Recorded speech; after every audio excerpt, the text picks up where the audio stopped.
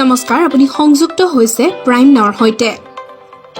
ৰঞ্জুলী কৃষি উন্নয়ন খণ্ডৰ অন্তৰ্গত ধনুভাঙা মাদাং গাঁৱৰ এগৰাকী সফল কৃষক দেৱব্ৰত ৰাভা। কল খেতিৰ বাবে বিখ্যাত দেৱব্ৰত ৰাভাই এইবেলি নিজৰ চিন্তা আৰু পৰিকল্পনাৰে একেডৰা মাটিত কেনেকৈ ৩ গুণ উৎপাদন কৰিব পাৰি সেই লক্ষ্যৰে নতুন কৃষি পদ্ধতিৰে ৯ বিঘা ভূমিত একে সময়তে চেনি চম্পা, জাহাজী আৰু G9 কলৰ খেতি কৰিছে। তেওঁ আইজং, বংগবন্ধু আৰু ৰঞ্জিত ধানকে ধৰি ঘাঁহৰ খেতি কৰিও সফল হৈছে। তেওঁৰ এই কৃষি পদ্ধতি পৰিদৰ্শন কৰিবলৈ গৈ গোৱালপাৰা কৃষি বিজ্ঞান কেন্দ্ৰৰ কৃষি বিজ্ঞানী, ৰঞ্জুলী কৃষি উন্নয়ন খণ্ডৰ কৃষি উন্নয়ন বিষয়াৰ লগতে ৰাভা হাছং পৰিষদৰ মুখ্য কাৰ্যবাহী সদস্য টংকেশ্বৰ ৰাভা অভিভূত হৈ পৰিছে। আদৰ্শ কৃষক দেৱব্ৰত ৰাভাৰ মূল লক্ষ্য কেনেকৈ একেডৰা মাটিতে বছৰটোৰ 12 মাহেই ব্যৱহাৰ কৰি 2 গুণৰ পৰা 3 গুণ উৎপাদন কৰি অধিক লাভৱান হ'ব পাৰি।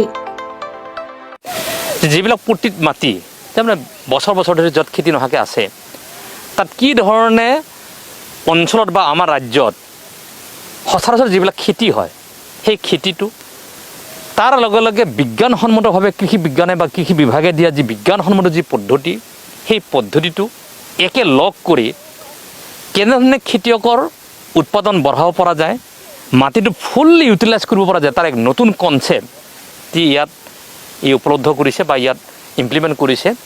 আৰু এই চিন্তাটো মই আজি নিশ্চয় ক'ব লাগিব যে দেশৰ প্ৰধানমন্ত্ৰী নৰেন্দ্ৰ মোদী ডাঙৰীয়া যি কৈছে যে 2022 খেতিয়কৰ যি ডাবল ইনকামৰ কথাখিনি কৈছে, মই ভাবোঁ যে ডাবল ইনকামৰ এটা নতুন প্ৰেক্টিছ বা ডাবল ইনকামৰ এক নতুন চিন্তা দেৱব্ৰত ৰাভাই কৰিছে। গতিকে মই তেখেতলৈ শুভেচ্ছা মই জ্ঞাপন কৰিছোঁ আৰু মই আশা ৰাখিছোঁ যে যি ডাবল ইনকামৰ কথাখিনি কৈছে, ইয়াত মই যি খেতিডৰা মই যি দেখিলোঁ কল, G9 আদি কৰি যি বিভিন্ন ধৰণৰ ধানৰ খেতি, মই ভাবোঁ ইয়াত সচৰাচৰ ট্ৰিপুল ইনকামৰ লেভেললৈকে গৈ আছে। Double triple. গতিকে তেওঁৰ কনচেপ্টটো যদি সঁচা অৰ্থত যদি ছাকচেছ হয়, মই ভাবোঁ এই কনচেপ্টটো ডেফিনেটলি কৃষি বিভাগে ল'ব, চৰকাৰে ল'ব।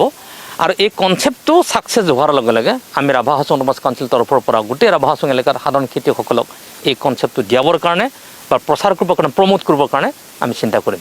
এই কনচেপ্টটো কেনেকৈ আহিল মানে মোৰ এই মাটিখিনি আমি মই সৰুৰ পৰা এতিয়া আছিলোঁ, বহু বছৰ ধৰি চন পৰি আছিল। আৰু চন পৰি থকাৰ কাৰণে মই এটা সপোন দেখিছিলোঁ যে এই মাটিখিনিত আমি এটা বিজ্ঞানসন্মত পদ্ধতিৰে ইয়াত খেতি কৰিব পাৰি আৰু তেতিয়া এটা ভাল ইনকাম কৰে। আৰু যিহেতু মোৰ ডায়েৰী আছে, গৰু আছে, মোৰ গৰুৰ কাৰণে একচুৱেলি মোৰ ঘাঁহ বেছি প্ৰয়োজন আছিল। তো মই মাটিখিনিত মই ঘাঁহ খেতি কৰিম বুলি প্ৰথমতে লৈ ল'লোঁ। তাৰপিছত মই ভাবিলোঁ ঘাঁহ খেতি যিহেতু এটা চাপৰ খেতি, তাত যদি আমি নিৰ্দিষ্ট দূৰে দূৰে যদি আমি কল খেতি এটা লাইনিঙত কৰা যায়, তেতিয়া মই ইয়াৰ পৰা এটা ডাবল ইনকাম পাম। ঘাঁহখিনি মোৰ আহিব, কলৰ পৰা এটা ইনকাম আহিব। আৰু সেই হিচাপে মই প্ৰথম 3 বিঘা মাটিত সেই কামটো কৰি দিলোঁ। 3 বিঘা মাটিত সেইখিনি কৰাৰ পিছত মোৰ মাটিখিনি অলপমান তাৰমানে কি কৈছোঁতো ঘাঁহৰ বীজটো মোৰ নোহোৱা হ'ল। তেতিয়া মই ভাবিলোঁ নহয়, মই ধান দিওঁ। আৰু তেতিয়া ভাবিলোঁ ধানখিনি হ'বনে নহয়, মোৰ কাৰণে এটা ডাঙৰ প্ৰত্যাহ্বান আছিল, মোৰ কাৰণে খুব ডাঙৰ এটা প্ৰত্যাহ্বান আছিল। তথাপিও মই মোৰ কামখিনি যেতিয়া মই কৰিব ধৰিলোঁ, লাহে লাহে কি কৰি আহিল। তাৰপিছত বিভিন্নজনে বিভিন্ন সময়ত বিভিন্ন মন্তব্য দিছে, কোনোবাই উৎসাহিত কৰিছে, কোনোবাই নিৰুৎসাহিত কৰিছে। গৈ মই আজি প্ৰায় সফলতাত।